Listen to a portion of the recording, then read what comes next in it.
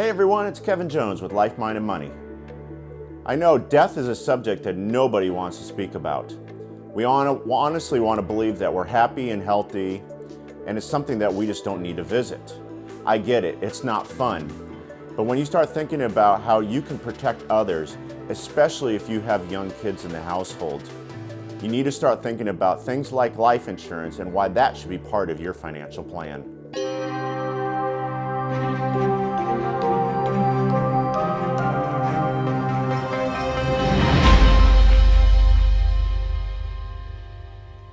If you're new to this channel or want additional content on personal finance and life, please, I would encourage you to hit the subscribe button. Just hit that little red button below. And also, don't forget the little notification bell, as it'll notify you immediately when the next video comes out.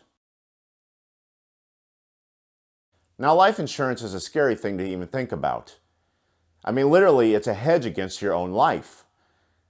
So I don't want to be morbid or anything, but if you're the one who's providing all the income or a significant amount to your own household, and something unexpectedly was to happen to you, then what?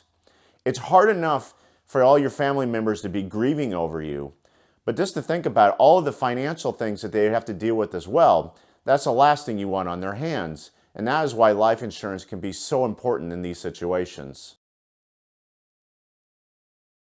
Life insurance can be a very inexpensive thing to buy, but you have to make sure you're buying the right product. Life insurance is broken down into two major categories, term and whole. And so let's break down the two of them and show you why I personally use one of these. So whole life insurance offers basically two major components to that. The first is what we call the death benefit. And that's the amount of money that's paid to the beneficiaries if something were to happen to you. But whole life also includes what's called a savings component, referred to as the cash value. And that's the amount of money developing over these premiums into this bucket of money that's there for you when you need it. Now, when you start thinking about the premiums, what you pay annually or monthly, some of that is going into to suffice the death benefit, but the majority of it is trying to build up that cash value and also all of the fees that come with the process. Now, the premiums that are associated with a whole life policy are very expensive, and that's because of what we just outlined. The money has to go in so many different directions. So when we think about all this money being developed in this cash value, this little savings pot, you got to keep in mind also that the investments that they put in are very conservative and barely move the needle. I mean, in most cases, those investments barely beat inflation, so we're probably only talking a percent or two. As you think about all of the investments we've talked about in previous videos on this channel, there are great ways to invest your money, that things that can grow anywhere from 6 to 12% year over year. And so if you think about putting your money in some savings vehicle that's only growing just beating inflation, I think there's better places to put your money. Another thing you got to keep in mind is as this cash value is growing, you can only access it when you're living. Now that sounds strange, doesn't it? But here's how it works. If by chance you were to pass away while having this policy, the family members or the beneficiaries would end up getting what's the death benefit. So whatever amount of money that is. But all of that money that's accrued in that cash value, that savings component, will end up being given right back to the insurance company, and your beneficiaries will never see a dime of it. I don't know about you, but I call that a raw deal. Also, when you want to pull money out of that cash value, that savings account, many times there's fees involved in it as well. So just think about it. That's another component of really eroding all of that money putting aside. So now you're paying all of these exorbitant premiums to get these additional benefits, but most people will end up dropping their policies early before term because it's so expensive. And in the process, will never end up seeing the full value of those savings because they'll end up paying more money into the process than what they'll ever get out of it in return. So as you can see, whole life insurance policies have issues written all over it. Now, while it is great that you want to protect your family and save at the same time. I can see better ways of you using your money so you can provide that protection to your family while also investing at the same time and give you far better results. So term insurance acts a little bit differently than whole insurance. And there's really two key parameters here. And that is, what is the death benefit? What is paid to the beneficiaries if I were to pass away? And also, how long do I want the insurance for? So to set the term of time. So I'm going to use myself as a personal example, as I have term insurance now. When I had my first child, it became apparent that having life insurance around would be a good thing, because I want to make sure that my little ones and my family are taken care of if something were to happen. So we started shopping around, and I needed to determine the amount of money that would be sufficient enough for them to be taken care of and really could be able to focus on the grieving. And I think that's what we would want for anybody in this situation. So what I recommend is that you get a policy that is 10 to 12x of your salary. I believe that is a sufficient amount of money for them to be taken care of long term so that they can only focus on that grieving process and then figure out how they want to move forward long term. So all I ask is that you figure out a number that you're comfortable with, but use this guideline of 10 to 12x as a good beacon. The next thing you got to figure out is the length of time you want the policy. I recognize that everybody's situation is going to be different. In my own situation, I had young kids, and I'm thinking about how long it'll take for them to get out of the house through high school and through college, or at least I hope so. And so we came upon 20 years, and we felt like that was the best for our own situation in the household.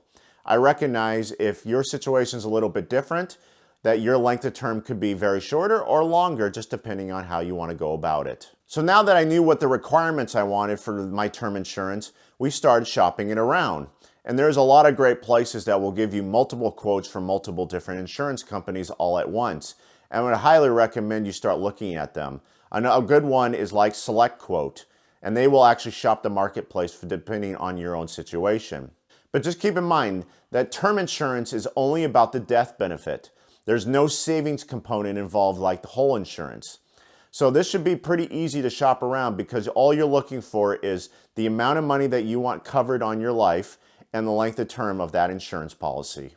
What's nice about there being only about the death benefit and no savings involved is that policies are extremely inexpensive. So please shop around. You'll be amazed by how much coverage you can get, and it'll cost you very little dollars each month. So when you decide on an insurance carrier that you want to go with, you're going to have to get approved. And so they're going to be looking for things like age and gender and your own health history to determine if you're approved. And if there are some issues on your account when they're trying to get you through for that policy, just keep in mind that your rates may go up depending on your own situation. So if you're young and you're female and you have no health concerns, you're going to get the lowest rate possible because the insurance companies are using statistical data based on people's lifespans in our country or anywhere else and based on health concerns to determine what rate you will get. So what's great about term insurance is that honestly it's an inexpensive hedge. Once again, not trying to be morbid here or anything, but you think about what you can do to protect your own family, and if it literally costs you $40 or $50 a month, I think that's a well worth investment into your family's financial future. What's also great about term insurance is that even if you set a term of, let's say, 20 years like I did, and you don't want the policy anymore, you simply drop it and nothing happens from there on out. You don't end up paying anything more. And you don't lose anything. The policy completely just ends. So now that you have this term insurance and you may need to cut it short, you're also probably thinking, well, I just wasted all of this money on this product. Well, you absolutely can't think that way. That's the reason why we have insurances, to provide hedges against the worst types of situations. And that's why we have homeowners insurance and car insurance and medical insurance. They're there when we need it. We just hope that we don't ever have to actually use it. So what's also great about term insurance is that with those premiums being so low and not spending that on a whole life policy, you have all of this extra money that you can now go out and invest and put it in things that will grow from 6 to 10% year over year. And that money will keep growing and growing, and who knows how much it could become. And you start thinking about your own legacy. In that whole life example, if you were to pass away, yes, that death benefit will go to your beneficiaries and your family members, but that cash value goes right back to the insurance company, and you saved all that money for nothing. In the term life insurance, your death benefit will go right to your family members, but then you've got all of this money that you grew on the side because you didn't pay it to the whole life insurance carrier, and that money you can also pass on to your beneficiaries as well. So if you think about leaving a great legacy and having money for them to have a wonderful life, that is a far better approach than buying any whole life insurance policy. So if you need life insurance, please go get some, especially when there's young kids involved. And I highly recommend term life insurance. It is by far one of the most responsible things you could ever do. Thanks for watching. And in Life, Mind, and Money, we focus on life. I know death is not a subject that any of us want to talk about, but when it comes to finances and protecting the ones we love the most, make sure that you have life insurance around. Because if the worst was to happen, you want to make sure that they can grieve and also carry a legacy forward and have the financial means to live the life that they want. I'm sure that was what any of us would want for any of those family members. If you haven't done so, please smash that like button, as I appreciate all your support in taking on the YouTube algorithm. Also, I want to hear from you, so please leave your comments below. Or you already had dealings with life insurance, or you've been shopping around, or you already have a policy in your own household. I'd love to hear from you. And lastly, if you haven't done so, please subscribe to this channel, as I appreciate all your support, and we'll keep trying to provide you additional content every Monday and Thursday. Thanks for watching, and I'll catch you next time.